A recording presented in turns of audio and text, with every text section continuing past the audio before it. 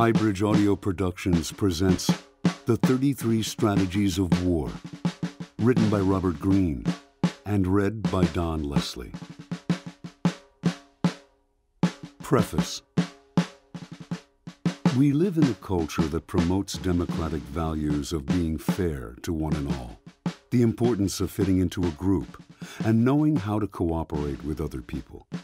We are taught early on in life that those who are outwardly combative and aggressive pay a social price, unpopularity, and isolation.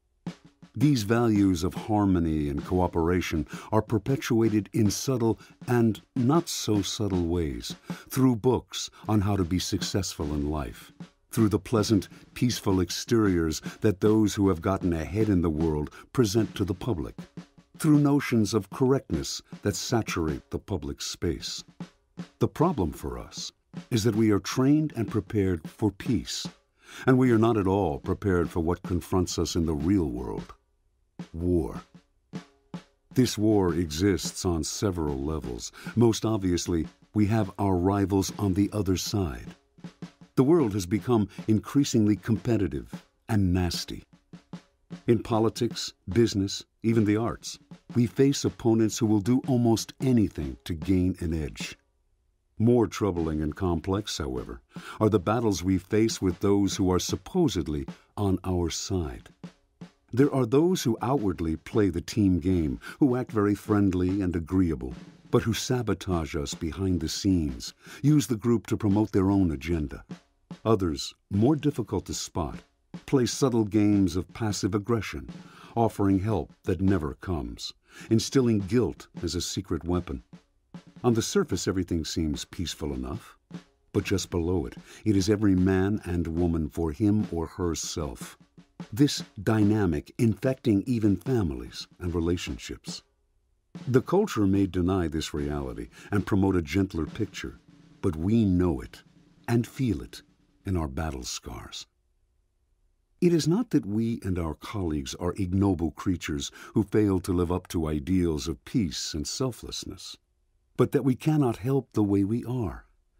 We have aggressive impulses that are impossible to ignore or repress.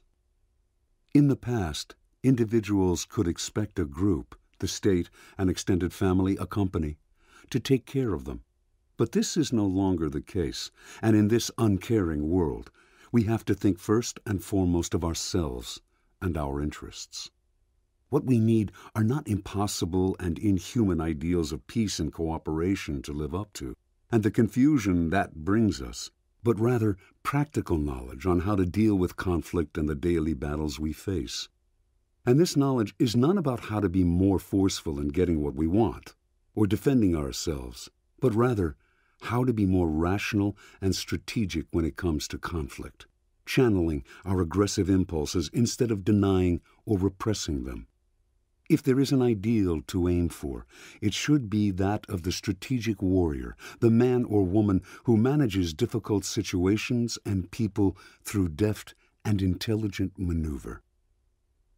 Our successes and failures in life can be traced to how well or how badly we deal with the inevitable conflicts that confront us in society. The common ways that people deal with them, trying to avoid all conflict, getting emotional and lashing out, turning sly and manipulative, are all counterproductive in the long run, because they are not under conscious and rational control, and often make the situation worse. Strategic warriors operate much differently.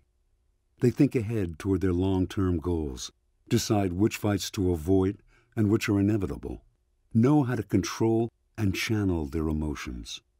When forced to fight, they do so with indirection and subtle maneuver, making their manipulations hard to trace. In this way, they can maintain the peaceful exterior so cherished in these political times. This ideal of fighting rationally comes to us from organized warfare, where the art of strategy was invented and refined. In the beginning, war was not at all strategic. Battles between tribes were fought in a brutal manner, a kind of ritual of violence in which individuals could display their heroism. But as tribes expanded and evolved into states, It became all too apparent that war had too many hidden costs, that waging it blindly often led to exhaustion and self-destruction, even for the victor. Somehow, wars had to be fought more rationally. The word strategy comes from the ancient Greek word strategos, meaning literally the leader of the army.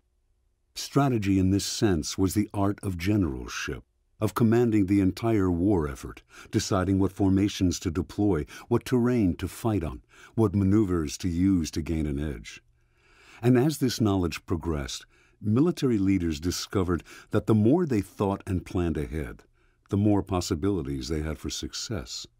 Novel strategies could allow them to defeat much larger armies, as Alexander the Great did in his victories over the Persians. In facing savvy opponents who were also using strategy, there developed an upward pressure. To gain an advantage, a general had to be even more strategic, more indirect and clever than the other side. Over time, the arts of generalship became steadily more sophisticated as more strategies were invented. Although the word strategy itself is Greek in origin, the concept appears in all cultures, in all periods. Solid principles on how to deal with the inevitable accidents of war, how to craft the ultimate plan, how to best organize the army, all of this can be found in war manuals from ancient China to modern Europe. As a whole, these principles and strategies indicate a kind of universal military wisdom, a set of adaptable patterns that can increase the chances for victory. Perhaps the greatest strategist of them all was Sun Tzu, author of the ancient Chinese classic, The Art of War. In his book, written probably in the 4th century B.C., can be found traces of almost all the strategic patterns and principles later developed over the course of centuries. But what connects them, in fact, what constitutes the art of war itself in Sun Tzu's eyes, is the ideal of winning without bloodshed, by playing on the psychological weaknesses of the opponent, by maneuvering him into precarious positions, by inducing feelings of frustration and confusion. A strategist can get the other side to break down mentally before surrendering physically. In this way, victory can be had at a much lower cost, and the state that wins wars with few lives lost and resources squandered is the state that can thrive over greater periods of time. Certainly, most wars are not waged so rationally, but those campaigns in history stand out above the rest and serve as the ideal. War is not some separate realm divorced from the rest of society. It is an eminently human arena, full of the best and the worst of our nature. War also reflects trends in society, the evolution toward more unconventional, dirtier strategies, guerrilla warfare, terrorism, mirrors a similar evolution in society where almost anything goes. The strategies that succeed in war, whether conventional or unconventional, are based on timeless psychology. The strategic ideal in war, being supremely rational and emotionally balanced, striving to win with minimum bloodshed and loss of resources, has infinite application and relevance to our daily battles. Inculcated with the values of our times, many will argue that organized war is inherently barbaric, a relic of man's violent past and something to be overcome for good. To promote the arts of warfare in a social setting, they will say, is to stand in the way of progress and to encourage conflict and dissension. Isn't there enough of that in the world? This argument is very seductive, but not at all reasonable. There will always be those in society and in the world at large who are more aggressive than we are, who find ways to get what they want by hook or by crook. We must be vigilant and must know how to defend ourselves against such types. Civilized values are not furthered if we are forced to surrender to those who are crafty and strong. In fact, being pacifists in the face of such wolves is the source of endless tragedy. Others will argue that war and strategy are primarily matters that concern men, particularly those who are aggressive, or among the power elite. The study of war and strategy, they will say, is a masculine, elitist, and repressive pursuit, a way for power to perpetuate itself. Such an argument is dangerous nonsense. In the beginning, strategy indeed belonged to a select few, a general, his staff, the king, a handful of courtiers. Soldiers were not taught strategy, for that would not have helped them on the battlefield. Besides, it was unwise to arm one's soldiers with the kind of practical knowledge that could help them to organize a mutiny or rebellion. To maintain strategy and the arts of war as a branch of specialized knowledge is actually to play into the hands of the elites and repressive powers who like to divide and conquer. If strategy is the art of getting results, of putting ideas into practice, then it should be spread far and wide, particularly among those who have been traditionally kept ignorant of it, including women. Instead of resisting the pull of strategy and the virtues of rational warfare, or imagining that it is beneath you, it is far better to confront its necessity. Mastering the art will only make your life more peaceful and productive in the long run, for you will know how to play the game and win without violence. Ignoring it will lead to a life of endless confusion and defeat. The following are 6 fundamental ideals you should aim for in transforming yourself into a strategic warrior in daily life. Look at things as they are, not as your emotions color them. In strategy, you must see your emotional responses to events as a kind of disease that must be remedied. Fear will make you overestimate the enemy and act too defensively. Anger and impatience will draw you into rash actions that will cut off your options. Overconfidence, particularly as a result of success, will make you go too far. Love and affection will blind you to the treacherous maneuvers of those apparently on your side. Even the subtlest gradations of these emotions can color the way you look at events. The only remedy is to be aware that the pull of emotion is inevitable, to notice it when it is happening and to compensate for it. When you have success, be extra wary. When you are angry, take no action. When you are fearful, know you are going to exaggerate the dangers you face. War demands the utmost in realism, seeing things as they are. The more you can limit or compensate for your emotional responses, the closer you will come to this ideal. Judge people by their actions.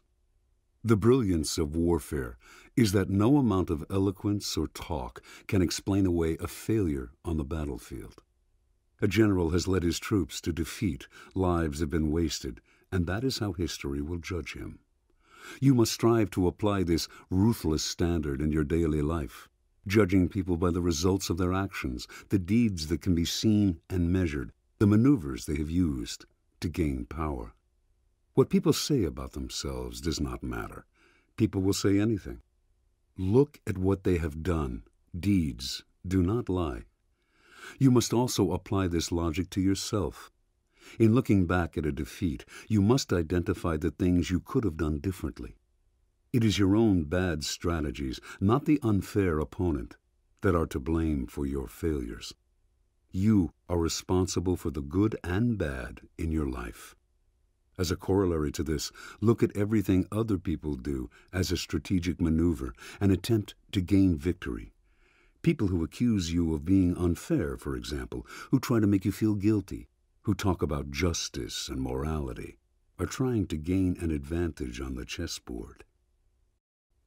Depend on your own arms. Everything in life can be taken away from you, and generally will be at some point. Your wealth vanishes. The latest gadgetry suddenly becomes passé. Your allies desert you. But if your mind is armed with the art of war, there is no power that can take that away. In the middle of a crisis, your mind will find its way to the right solution. Having superior strategies at your fingertips will give your maneuvers irresistible force.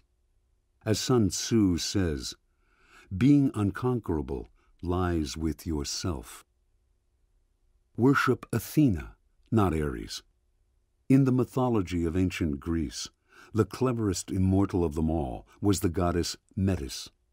To prevent her from outwitting and destroying him, Zeus married her, then swallowed her whole, hoping to incorporate her wisdom in the process. But Metis was pregnant with Zeus's child, the goddess Athena, who was subsequently born from his forehead. As befitting her lineage, she was blessed with the craftiness of Metis and the warrior mentality of Zeus. She was deemed by the Greeks to be the goddess of strategic warfare, her favorite mortal and acolyte being the crafty Odysseus. Ares was the god of war in its direct and brutal form. The Greeks despised Ares and worshipped Athena, who always fought with the utmost intelligence and subtlety. Your interest in war is not the violence, the brutality, the waste of lives and resources, but the rationality and pragmatism it forces on us, and the ideal of winning without bloodshed. The Ares figures of the world are actually quite stupid and easily misled. Using the wisdom of Athena, your goal is to turn the violence and aggression of such types against them, making their brutality the cause of their downfall. Like Athena, you are always one step ahead, making your moves more indirect. Your goal is to blend philosophy and war, wisdom and battle, into an unbeatable blend. Elevate yourself above the battlefield. In war, strategy is the art of commanding the entire military operation. Tactics, on the other hand, is the skill of forming up the army for battle itself and dealing with the immediate needs of the battlefield. Most of us in life are tacticians, not strategists. We become so enmeshed in the conflicts we face that we can think only of how to get what we want in the battle we are currently facing. To think strategically is difficult and unnatural. You may imagine you are being strategic, but in all likelihood, you are merely being tactical. To have the power that only strategy can bring, you must be able to elevate yourself above the battlefield, to focus on your long-term objectives, to craft an entire campaign, to get out of the reactive mode that so many battles in life lock you into. Keeping your overall goals in mind, it becomes much easier to decide when to fight and when to walk away. That makes the tactical decisions of daily life much simpler and more rational. Tactical people are heavy and stuck in the ground. Strategists are light on their feet and can see far and wide. Spiritualize your warfare. Every day you face battles. That is the reality for all creatures in their struggle to survive. But the greatest battle of all is with yourself, your weaknesses, your emotions, your lack of resolution in seeing things through to the end. You must declare unceasing war on yourself. As a warrior in life, you welcome combat and conflict as ways to prove yourself, to better your skills, to gain courage, confidence, and experience. Instead of repressing your doubts and fears, you must face them down, do battle with them. You want more challenges, and you invite more war. You are forging the warrior's spirit, and only constant practice will lead you there. The 33 Strategies of War is a distillation of the timeless wisdom contained in the lessons and principles of warfare. The program is designed to arm you with practical knowledge that will give you endless options and advantages in dealing with the elusive warriors that attack you in daily battle. Each section of this program is a strategy aimed at solving a particular problem that you will often encounter.